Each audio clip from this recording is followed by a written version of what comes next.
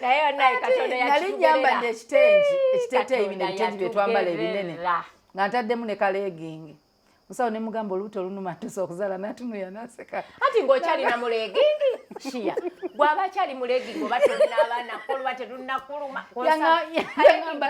kapasule nampulira olunuma nange tonnaba swiiti tuba tunnaba bw'olunaba lutuuse nze nja tegeera ebbugumu gye lyava legingi n'enjijjamu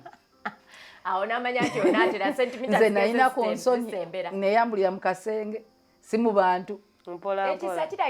obadde agaana abantu abasawo okukulengera mu bitundu gwe weebamba nti bakebere sentimita musawo bannange keberaako ndowooza bituuse musawo keberako ndowooza omwana atuuse kati naye waliwo abakazi abakisussa muwe muleekaana ate amanyi ogemalamu